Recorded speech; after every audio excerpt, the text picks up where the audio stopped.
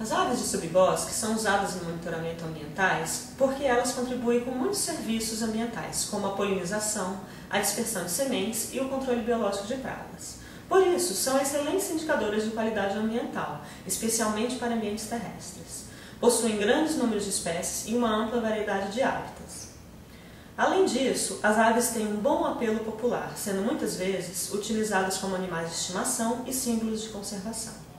As aves podem ser amostradas por meio de observação direta, da escuta de suas vocalizações e de capturas. Esses meios permitem o registro de diferentes espécies com eficiência distinta. A captura de aves com redes de neblina é um método amplamente utilizado em monitoramentos, porque ela permite a padronização de amostragens e os estudos em longo prazo, que podem ser conduzidos por pessoas diferentes. Assim, os resultados não dependem tanto da pessoa que conduz a amostragem. Além disso, permite o alinhamento das aves, uma técnica de marcação com anéis numerados, que viabiliza o acesso a informações como o tempo de vida dos indivíduos, fidelidade aos seus territórios e rotas migratórias. As grades e módulos rapéus são sistemas de trilhas e parcelas permanentes e padronizadas. As linhas representam trilhas, que normalmente têm 5 km de comprimento e distanciam-se 1 km entre si. E as linhas vermelhas indicam a posição de parcelas uniformemente distribuídas. Esse tipo de arranjo pode ser modificado, por exemplo, dividido em módulos ou transectos, contendo menos parcelas. Isso se daria de acordo com objetivos do estudo ou condições logísticas específicas, desde que as distâncias padronizadas entre trilhas e parcelas de amostragem sejam mantidas. As trilhas são marcadas por piquetes numerados, distribuídos a cada 50 metros, contendo plaquetas com o nome da trilha e a distância percorrida ao longo da trilha. O rapelde possui vários tipos de parcelas permanentes, mas aqui consideraremos somente parcelas de distribuição uniforme, distribuídas a cada quilômetro ao longo da trilha. As parcelas de distribuição uniforme não têm forma fixa, elas seguem a curva de nível do terreno. A linha central da parcela é composta por 25 segmentos retos, com 10 metros de comprimento cada um, marcados por piquetes numerados.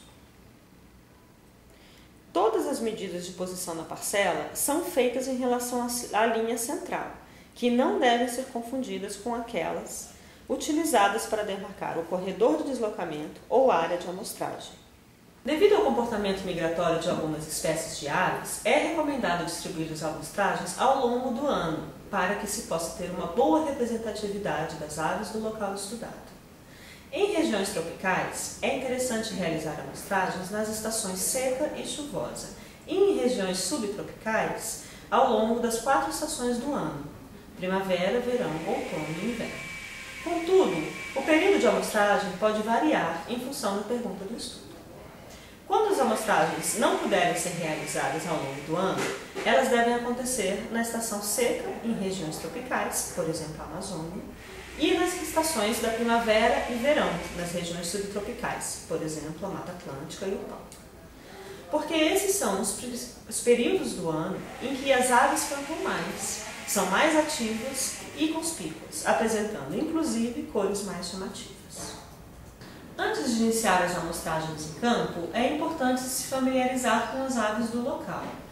Ter uma lista de aves que se espera encontrar facilita bastante a identificação das espécies. Faça uma pesquisa bibliográfica sobre levantamentos de aves feitos anteriormente no local. Caso não exista, utilize levantamentos feitos na região do entorno. Se você estiver trabalhando na Amazônia, é importante atentar se a região de entorno pertence ao mesmo interflúvio.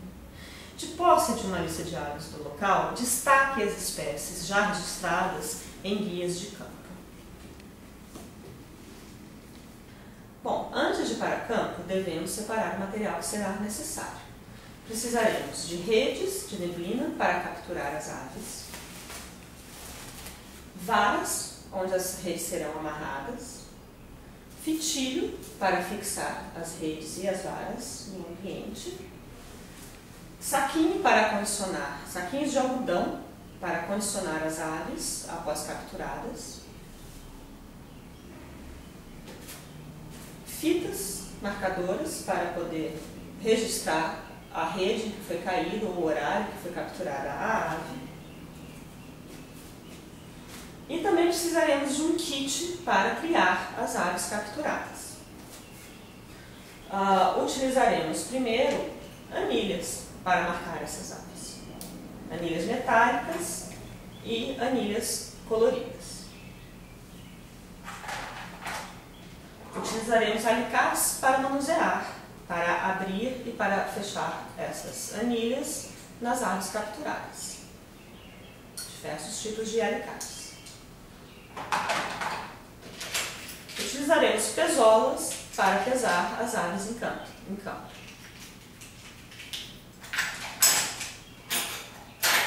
Pinças, porque muitas vezes precisamos de um auxílio de instrumentos pontudos para auxiliar a retirada das aves das redes de neblina. Paquímetro para as medidas morfométricas das aves. Lápis para anotarmos os dados em suas planilhas. E canetas permanentes para eventuais necessidades. Precisaremos de um mapa da região,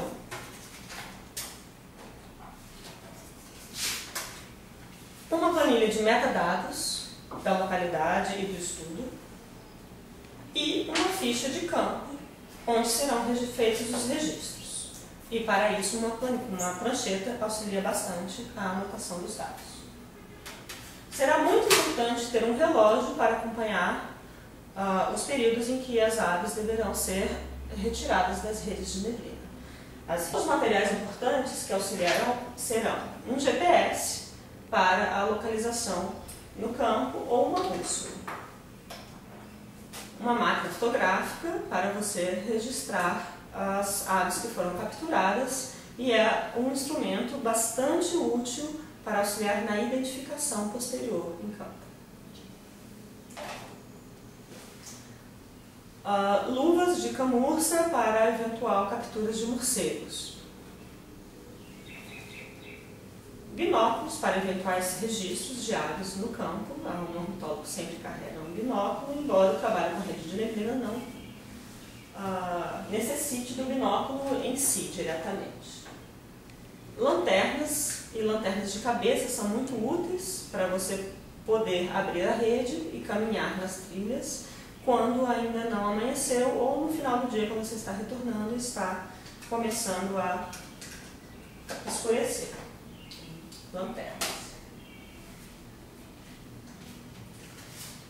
Também será importante ter um facão para que, se você precisar fazer uma última limpeza nas trilhas, em alguns galhos que estejam atrapalhando a rede, batendo na rede, e uma lona para você fazer o seu acampamento, onde você vai se sentar, ou no caso de uma chuva, você poder proteger o material, os bichos e a você mesmo. Muito importante que antes de você ir para campo e antes de você começar atividades de anilhamento, que você realize cursos, que você estude e se informe para você obter uma licença de anilhamento junto ao CEMAV, o Sistema Nacional de Anilhamento, que fornecerá uma permissão de anilhamento para você, ou você será um anilhador júnior associado a um cadastro de anilhador sênior que já esteja capacitado. O muito importante é que sempre tenha em campo anilhadores com experiência, anilhadores sêniores.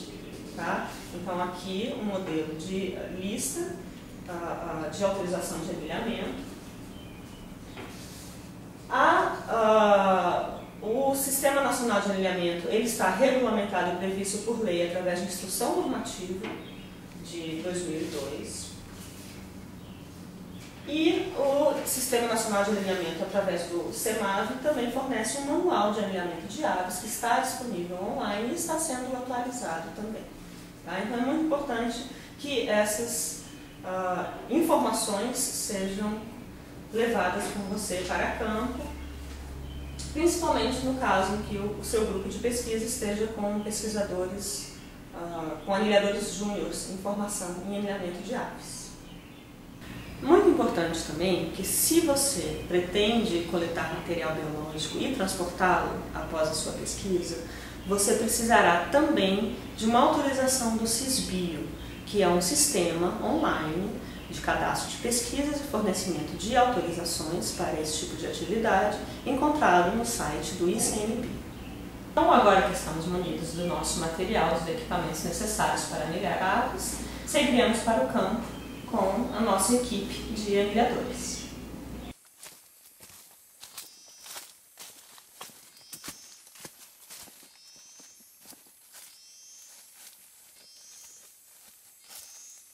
As trilhas dos módulos e grades Rappeld normalmente têm piquetes distribuídos a cada 50 metros ao longo da trilha. As parcelas de distribuição uniforme estão distanciadas normalmente a cada 1 km. O início das parcelas, em geral, começa a 10 metros perpendicularmente à trilha principal. Os segmentos de 10 metros da parcela são demarcados com piquetes. O fitilho corresponde à linha central da parcela. As redes de neblina são instaladas entre a linha central da parcela e o fitilho que demarca o limite do corredor central. O deslocamento ao longo da parcela deve ser feito dentro do corredor central. É importante lembrar que existem faixas de amostragens de organismos sensíveis que estão localizados normalmente do lado esquerdo da linha central da parcela.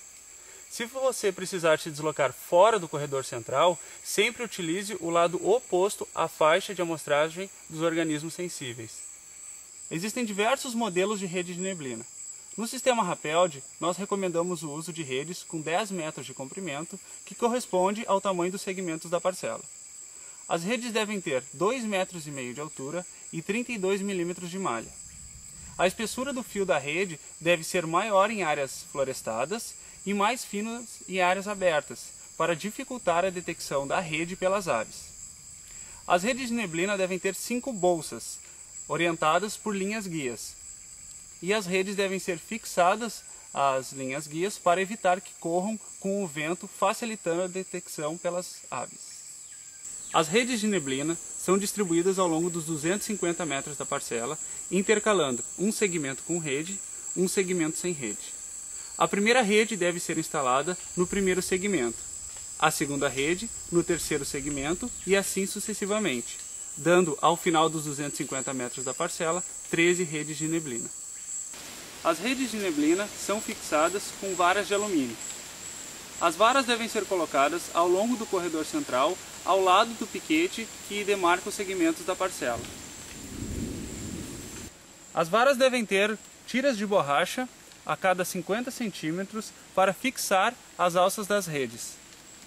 Para abrir a rede de neblina, uma pessoa segura as alças de uma das extremidades da rede e vai soltando a rede, enquanto outra pessoa estica a rede até a outra vara.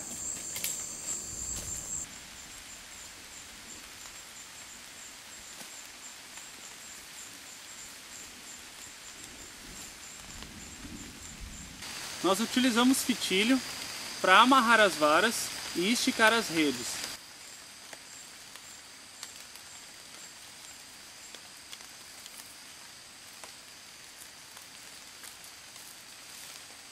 A rede é aberta desde o chão até 2,5 metros de altura.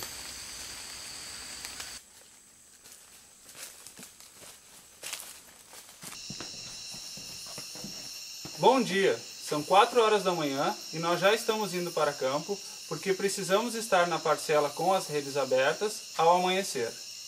Normalmente, o melhor período para mostrar aves é do amanhecer até 4 horas depois.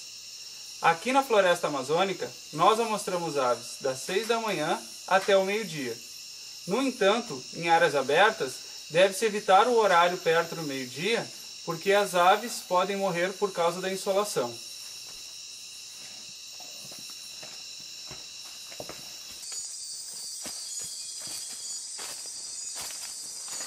São 5 horas e 40 minutos da manhã e nós vamos abrir a linha de rede porque devemos estar fora da parcela com as redes abertas às 6 horas da manhã.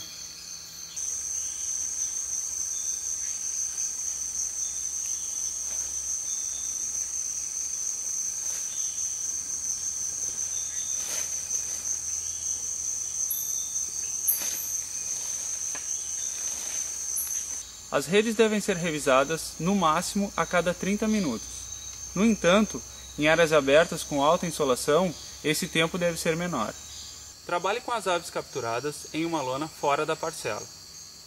Traga também uma outra lona para ser montada em cima caso comece a chover. A planilha de campo deve conter as seguintes informações: sítio, data, equipe, parcela e hora de início. A hora de início corresponde à hora em que você saiu da linha de rede no início da amostragem. Para cada ave capturada você deve anotar a espécie, o código da anilha que será utilizado, o status, que pode ser C para captura, quando a ave é capturada pela primeira vez, RMD, que significa recaptura no mesmo dia, ou seja, no dia em que você está realizando a amostragem, a ave foi capturada novamente. R, que indica a recaptura feita por você ou pela sua equipe em outra parcela ou em outra data. E ROP, que significa quando você recaptura uma ave anilhada por outra pessoa em outro projeto. Além disso, sexo e idade, conforme as categorias adotadas pelo CEMAV, hora, que corresponde à hora em que você encontrou a ave na rede, a bolsa em que a ave caiu, sendo a número 1 a mais próxima do chão e a número 5 a mais alta. O peso, que corresponde ao peso da ave mais o peso do saco. Saco, que corresponde ao peso do saco, e o peso da ave, que é a subtração entre o peso total da ave mais o saco, menos o peso do saco. Também deve anotar a largura do tarso, o comprimento total da ave, o tamanho da asa, da cauda, do bico e do culmen. A forma de medir as aves é descrita no Manual de Anilhamento de Aves Silvestres do CEMAV. O Comitê Brasileiro de Registros Ornitológicos publica anualmente a lista das aves do Brasil, com a nomenclatura e a sistemática atualizadas. Você deve registrar em sua planilha de campo os nomes científicos de acordo com a lista vigente do ano do seu levantamento. Antes de revisar as redes, verifique se você possui sacos de algodão para acomodar as aves. Esses sacos devem ser novos ou terem sido desinfetados. Utilize-os do lado do avesso, para evitar que as aves prendam as unhas nas costuras do saco. Fita crepe para fazer anotações sobre o saco. Caneta para riscar sobre a fita. Pinça para auxiliar na retirada das aves da rede. Além disso, o CEMAV recomenda o uso de equipamentos de proteção individual por questões de biossegurança. Óculos de proteção, luvas e máscara. Para retirar as aves das redes de neblina, primeiro você deve identificar a bolsa e o lado que a ave caiu. Em seguida, libere as pernas e os dedos. Depois as asas e por fim a cabeça.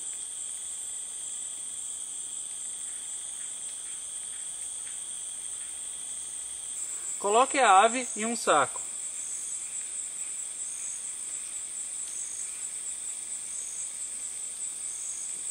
Feche a boca para evitar que a ave fuja.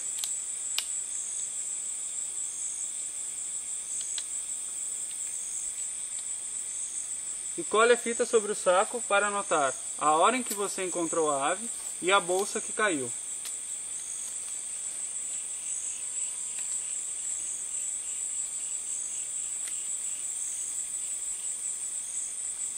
Anote também se for uma espécie sensível, como os beija-flores. Se for uma recaptura, anote o número da anilha na fita. O bem-estar das aves deve vir em primeiro lugar. Não coloque-as sobre o chão, pendure-as na sombra. A ordem de processamento dos animais deve ser dos mais sensíveis para os mais resistentes. Comece pelos beija-flores, piprídeos, passeriformes com menos de 15 gramas e aves recapturadas. Os demais podem ser processados posteriormente.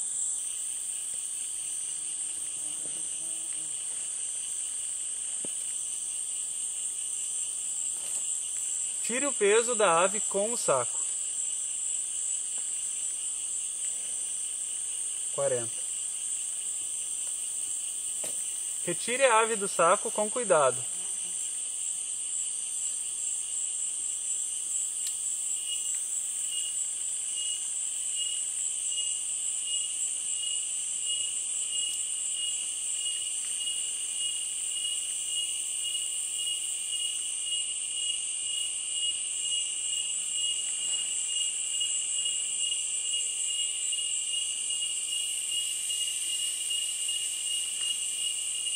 Passe o saco para o seu auxiliar para que ele anote as informações da fita e tire o peso do saco vazio.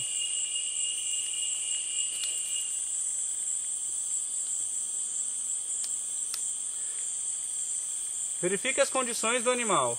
Se ele estiver muito debilitado, solte-o imediatamente. Se estiver pouco debilitado, talvez você possa anilhá-lo após a identificação. Se o animal estiver em boas condições como este, você pode anilhá-lo e tirar as medidas. Segure a ave colocando o dedo indicador e o dedo médio em volta do pescoço. Com a mão, abrace o corpo da ave. Identifique a ave utilizando um guia de campo. Gymnopithecus rufigula. Só anilhe aves que você tem certeza da identificação. Caso tenha dúvida, faça as medidas e solte a ave sem anilhar. Procure identificar o sexo e a idade. Fêmea, adulta. Se você não souber o sexo e a idade, coloque a categoria indeterminado. Para anilhar a ave e escolher a anilha mais adequada, você precisa primeiro tirar a largura do tarso. Utilize um paquímetro para isso. 2,8. Informe a anilha que você vai utilizar ao seu assistente. G91-150. Se a anilha estiver fechada, utilize um alicate para abri-la. Se a anilha estiver aberta, você pode fechar a anilha em volta do tarso da ave com um alicate especial como este.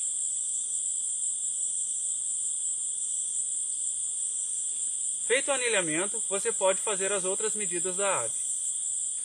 Para medir o comprimento total da ave, utilize uma trena ou um paquímetro. Levante o pescoço da ave e meça o tamanho total, desde a ponta do bico até a ponta da cauda, 14 centímetros. Não estique o pescoço da ave para tirar a medida de comprimento. O tamanho da asa é feito da dobra da asa até a ponta da pena mais longa.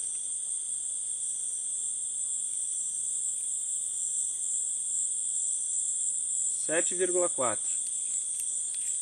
Para medir a cauda, encontre a ponta do uropídeo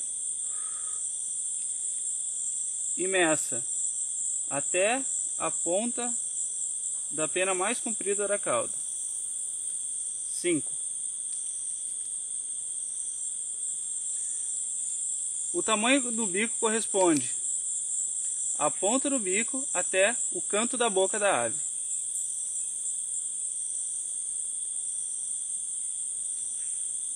2,2. A medida do culmen corresponde à porção terminal da narina até a ponta do bico.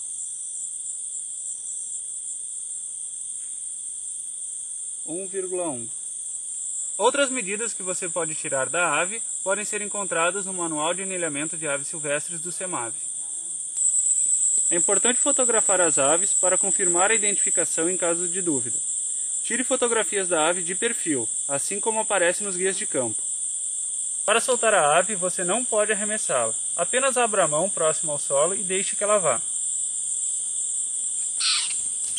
O ideal em estudos com redes de neblina é que se tenha zero mortalidade. No entanto, isso nem sempre é possível. Taxas de mortalidade de até 1% são consideradas admissíveis para anilhadores experientes. Se a sua taxa de mortalidade é superior a 1%, você deve rever seus procedimentos. As aves mortas acidentalmente devem ser coletadas e depositadas em uma coleção científica reconhecida pelo ICMBio. Agora que nós terminamos a amostragem, nós vamos fechar as redes e levá-las para a próxima parcela.